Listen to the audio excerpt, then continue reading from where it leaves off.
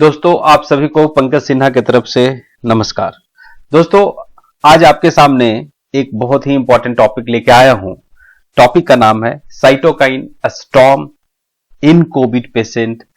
Cytokine के बारे में आपने काफी सुना होगा, टेलीविजन पे देखा होगा, न्यूज़पेपर में सुना होगा, कुछ मित्रों से सुना होगा और कई बार डॉक्टर भी इस पॉइंट की बात करते हैं कि साइटोकाइन का लेवल क्या है एंड साइटोकाइन स्टॉर्म के वजह से पेशेंट्स की मृत्यु हुई है, specially in the case of कोविड-19। दोस्तों, हमने इस साइटोकाइन स्टॉर्म और साइटोकाइन के बारे में जो आज वीडियो लेके आया हूं, इसको दो पार्ट में तैयार किया है क्योंकि ये थोड़ा सा लेंदी और बड़ा चैप्टर हो रहा था, इसलिए इसको हमने दो पार्ट में डिवाइड किया है। मेरी रिक्वेस्ट है कि फर्स्ट पार्ट जरूर देख रहे हैं, जो आप देख लें, इसके बाद सेकंड पार्ट जरूर देखिएगा। सेकंड पार्ट भी मैं अपलोड करूंगा जल्दी ही।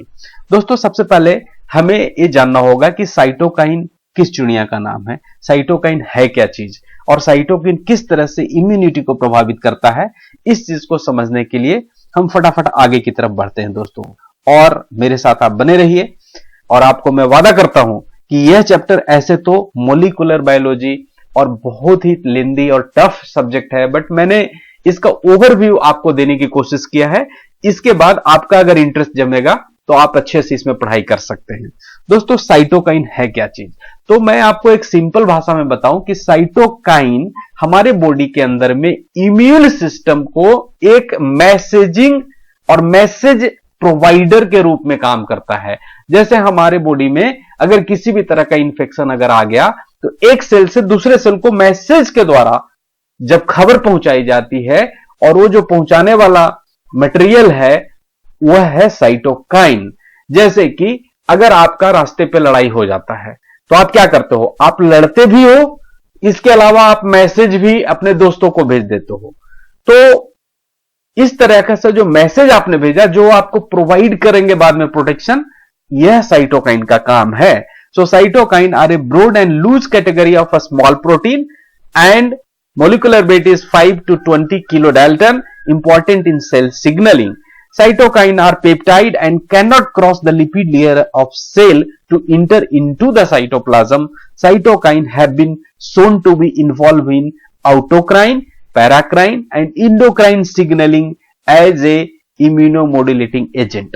दोस्तों, इसके बारे में थोड़ा सा मैं आगे की चैप्टर में बात करेंगे, आगे की स्लाइड्स में बात करेंगे। ऑटोक्राइन किस तरह से कहा, पैराक्राइन क्यों कहा, या इंडोक्राइन सिग्नलिंग इम्यूनोमोडुलेटिंग एजेंट कहा, इसका क्या रीजन है, इसको हम समझेंगे।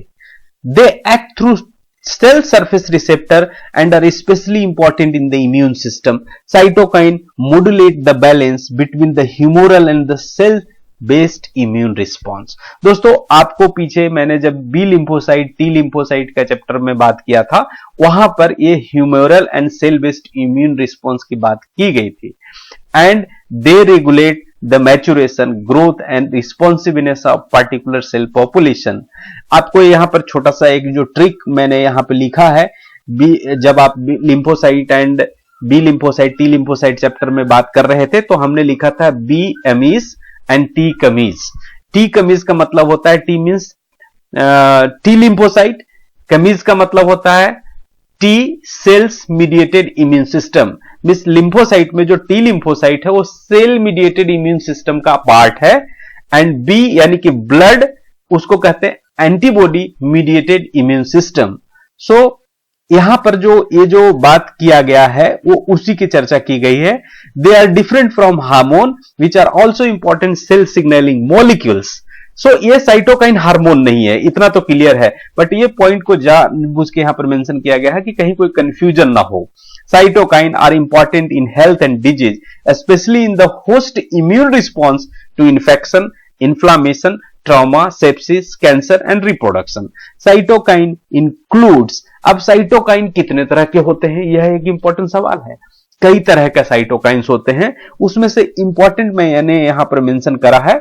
Cytokines means chemokines, interferons, interleukins, lymphokines and tumour necrosis factor, colony stimulating factor, जिसे शॉर्ट में सीएसएफ कहते हैं। यहां पर जो ब्लू जितने भी लिखे हुए हैं ब्लू कलर में, like interferon, interleukin, tumour necrosis factor, colony stimulating factor, इसके बारे में हम डिटेल चर्चा करेंगे फर्स्ट पार्ट में। Then cytokine are produced by a broad range of cells, including कौन कौन साइटोकाइन बनाएगा? तो साइटोकाइन बनाने वाले हैं immune cell like macrophages, B lymphocyte, T lymphocyte, mast cell, as well as all our endothelial cells, fibroblast and the various stromal cell। अब सोचो कि हमारी बॉडी में B lymphocyte, T lymphocyte, mast cell, हमारा body पूरा का पूरा endothelial सारे लोग बना सकते हैं साइटोकिन्स, मतलब कि इसकी इमीडिएट प्रोडक्शन कहीं से भी शुरू हो सकता है जो भी अफेक्टेड एरिया है। हम आगे बढ़ते हैं दोस्तों।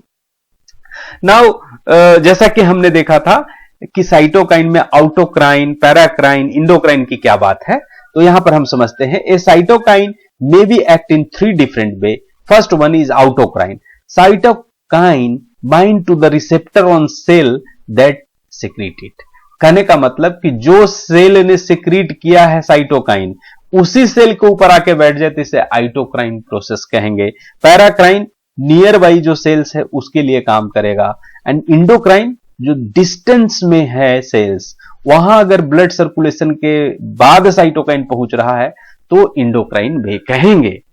नाउ जो ब्लू कलर की बात मैंने करा था, जो ब्लू कलर बुलेट्स में लिखे गए हैं, उसकी चर्चा हम थोड़ा सा डिटेल में करेंगे, सो दैट कि मैं आपको साइटोकाइंस के बारे में पहले तो बता दूं, साइटोकाइन क्लियर हो जाने के बाद साइटोकाइन स्टॉर्म के बारे में भी बात करेंगे। Now as we are aware about interleukins, cytokine का एक पार्ट है जिसको शॉर्ट में आईएल कहेंगे।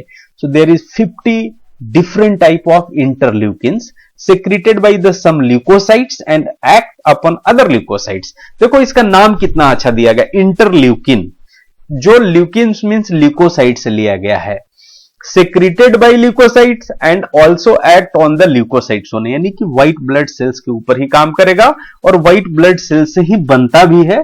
ये सारे इंटरल्यूकिन होंगे। बट इंपॉर्टेंट बात, यहां पर 50 तरह के डिफरेंट इंटरल्यूकिन है, और आपको मैं बताना यहीं पे चाहूंगा कि हर फैमिली का नाम interleukin 1 like IL-1, IL-2, IL-3, IL-4, IL-5 और ऐसा करते हुए IL-50 तक हो है, एंड हर फैमिली का अपना एक सुपर फैमिली भी है।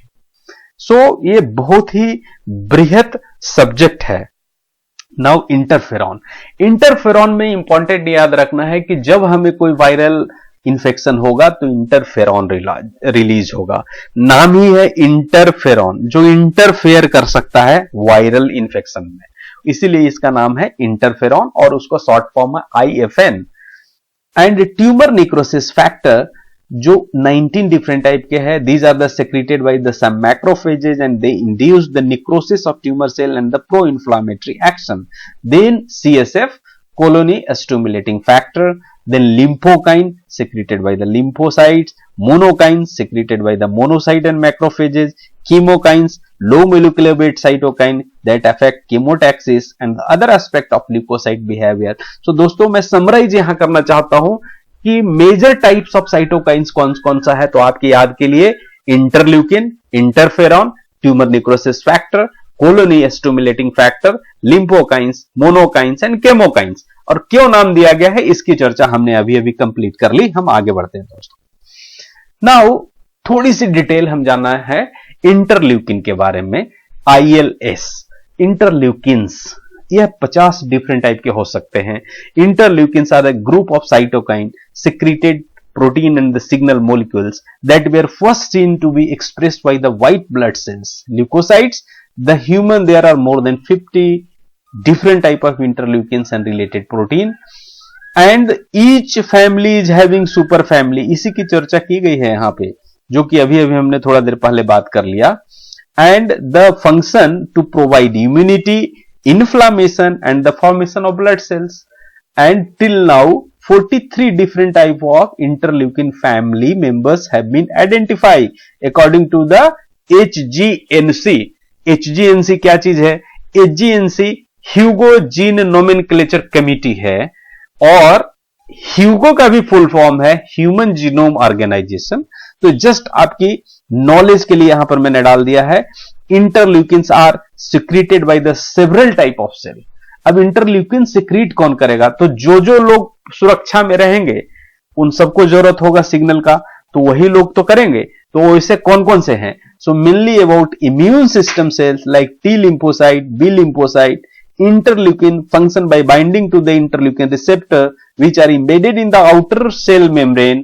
Once an interleukin bind to the receptor, a series of chemical signal within the cell that regulate various cell function are triggered. अब फॉर एग्जाम्पल इन्फ्लामेशन के लिए रिस्पॉन्सिबल इंटरल्यूकिन कौन है? तो इंटरल्यूकिन 1 और इंटरल्यूकिन 6. अब इन्फ्लामेशन क्यों होना है, कब होना है और कैसे होना है, यह पूरा अलग सब्जेक्ट है. बट अगर इंटरल्यूकिन 1 और इंटरल्यूकिन 6 एक्टिवेट हो गया तो वो पर्टिकुलर सेल या ऑर्गन इन्फ्लामेशन होगा. एंटी इंफ्लामेटरी इंटरल्यूकिन कौन है? तो इंटरल्यूकिन 4 एंड इंटरल्यूकिन 10. आपको दोस्तों याद रखना है ये, क्योंकि इसकी जरूरत हमें आगे पढ़ने वाली है. हम आगे बढ़ते हैं. Now interferon, interferon short form IFN, ये 20 तरह के अभी तक मालूम हो चुके हैं. Interferon are a group of signalling protein made and release by the host cell in response to the presence of several viruses. हमने अभी अभी थोड़ी देर पहले बात की थी इंटरफेरॉन नाम क्यों दिया गया? जो वायरस के एक्टिविटी के इंटरफेयर करे उसे इंटरफेरॉन कहा गया है. जब हमारे शरीर में वायरस लोड या वायरस इंफेक्शन होता है तो इंटरफेरॉन बढ़ेगा. In a typical scenario a virus infected cell will release interferon causing nearby cell to alert कि भैया तुम तैयार हो जाओ, हमारा सेल एक वायरस से अफेक्टेड हो चुका है. तो वह सेल इंटरफेरॉन रिलीज करेगा अलर्ट करने के लिए. Interferon are named for their ability to interfere. More than 20 different type of interferon genes and protein have been identified in animals, including human. They are typically divided among 3 classes. कैसे?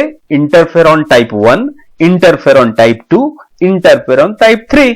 अब इन तीनों के बारे में थोड़ा सा ओवरव्यू मैं देने चाह रहा हूं दोस्तों. मैंने फिर से एक आपको कह देता हूं कि यह चैप्टर बहुत ही मस्त और मजेदार है.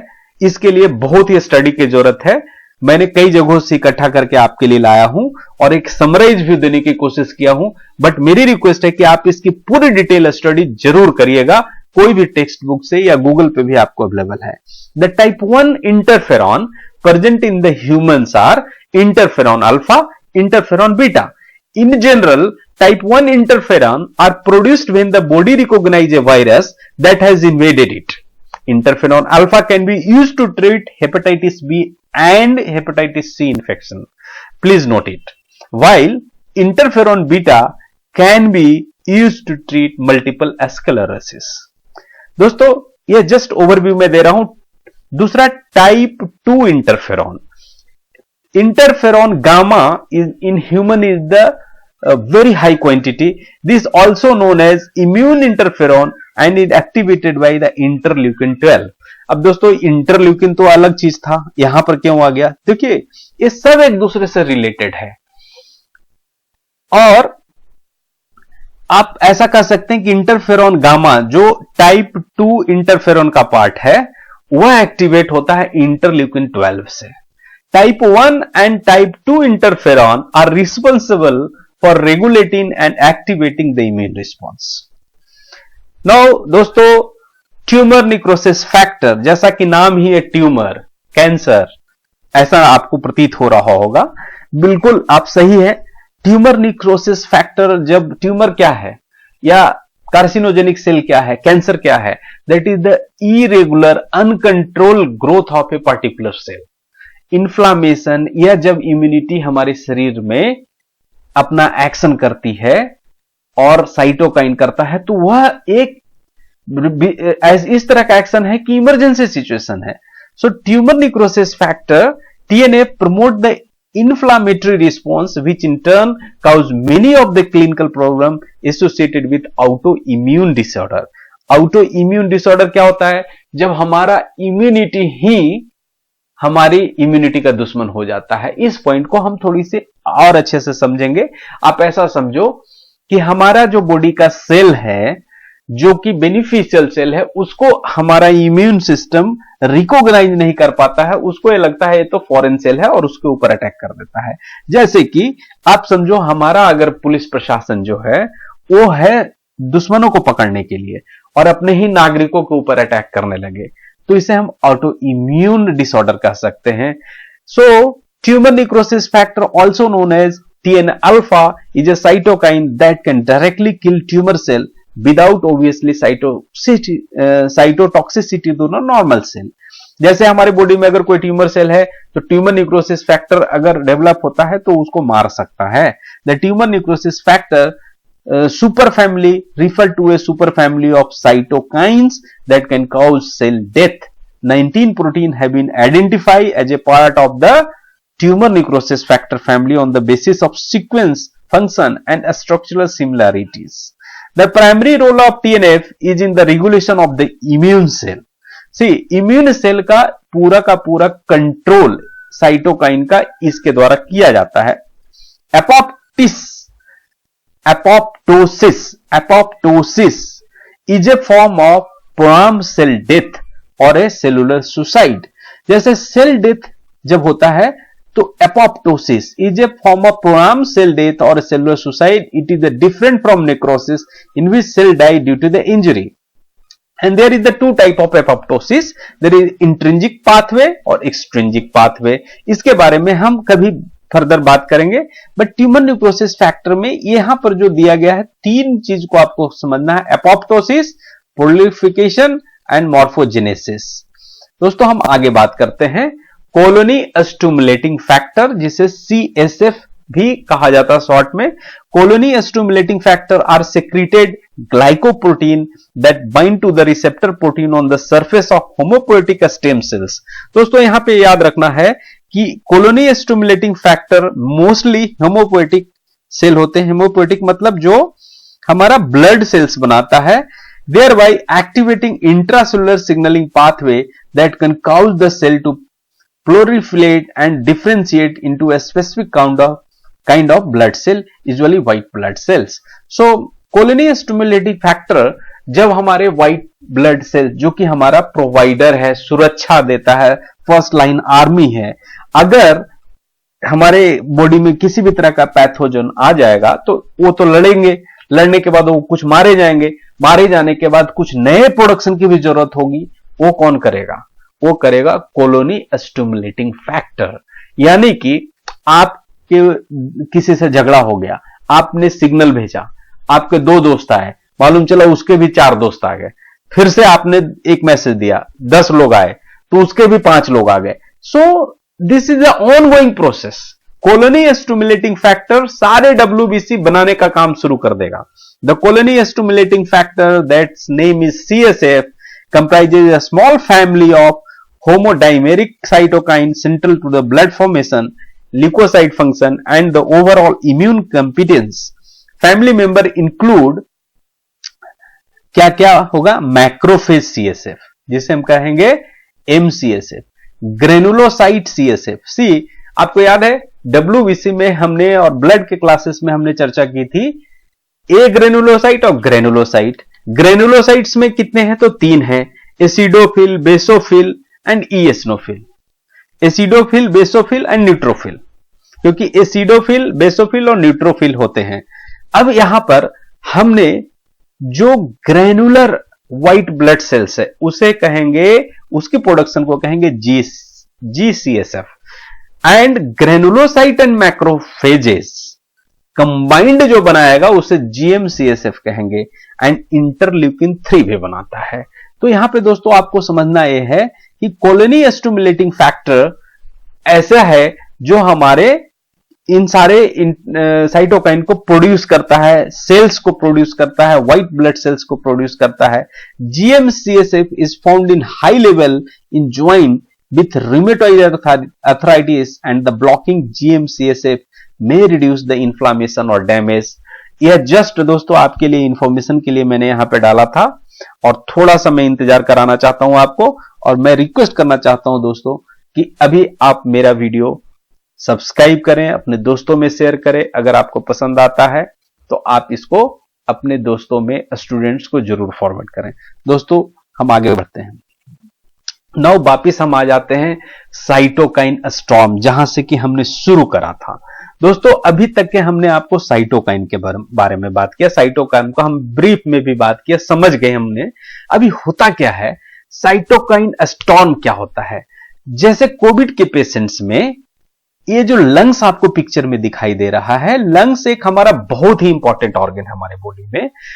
इंसान खाने के बिना 1 महीने तक जिंदा रह सकता है, कमजोर तो हो जाएगा बट जिंदा जरूर रह सकता है, बट ऑक्सीजन के बिना 5 मिनट से ज्यादा जिंदा नहीं रह सकता। तो दोस्तों यह एक इंपॉर्टेंट ऑर्गन है हमारे शरीर का। कोरोना और कोविड के पेशेंट्स में जब ये लंग्स में अटैक करता है तो हमारा सारा का सारा इम्यून सिस्टम हाइपर एक्टिवेट हो जाता है, क्योंकि उसे समझ में नहीं आता है नया तरह का वायरस आया। तो जब ऐसे भी 3 से 4 दिन लग जाते हैं प्राइमरी रिस्पॉन्स में, जब हमारा बॉडी जगता है तब तक वायरस अटैक कर चुका होता है, एंड उस स्थिति में साइटोकाइन स्टॉर्म शुरू हो जाता है हमारी बॉडी में। सारे के सारे इंटर रिलेटेड है एक दूसरे से, और सारे लोग एक्टिवेट हो जाते हैं और इतनी ज्यादा फायरिंग शुरू हो जाती है अंधाधुंध कि जो हमारे अच्छे सेल्स हैं वो भी बीच में मारे जाते हैं। एंड साइटोकाइन स्टॉर्म को यही समझें कि यह एक ऐसा तूफान है कि अपने बीच में आए हुए कोई भी चीज को छोड़ता नहीं है। तो हुआ क्या कि जब हमारे लंग्स में इंफेक्शन बढ़ी तो हमारे पूरे बॉडी का साइटोकाइन एक्टिवेट हो गया और सारा इम्यूनिटी सिस्टम लंग्स के तरफ पहुंच गया और लंग्स को इस तरह से अच्छे सेल्स को भी डैमेज कर दिया, देन फर्दर अदर ऑर्गन को भी डैमेज करेगा, and ultimately multiple organ failure होगा। दोस्तों एग्जैक्टली साइटोकाइन स्टॉर्म के बारे में हम अगले सेशन यानी पार्ट 2 में बात करेंगे, उसकी पूरी की पूरी बायोलॉजी की बात करेंगे। जस्ट आपको मैं यहां पे छोड़ना चाहता हूं और आपको थोड़ा सा मैंने साइटोकाइन के बारे में बताया और साइटोकाइन स्टॉर्म के बारे में भी थोड़ी चर्चा की। पहले तो साइटोकाइन कितने पार्ट में है या इस तरह से क्या चीज है उसको समझाने की कोशिश की। दोस्तों इसमें कई चीजें होती है जो कि हम अगले क्लास में पढ़ेंगे और समझेंगे। दोस्तों आप सभी को स्वतंत्रता दिवस की हार्दिक बधाई। यह आज जो मनाया गया वो 74वां स्वतंत्रता दिवस था। Keep your self healthy, wealthy and safe. दोस्तों आपको अगर मेरा ये सब्जेक्ट, मेरा ये टॉपिक पसंद आया हो और लगा हो कि मैंने आपके ज्ञानवर्धन में, ज्ञान को बढ़ाने में कुछ थोड़ी मदद की है, तो जरूर सब्सक्राइब करें और दोस्तों को आगे जरूर भेजें। थैंक यू दोस्तों, thank you, have nice day.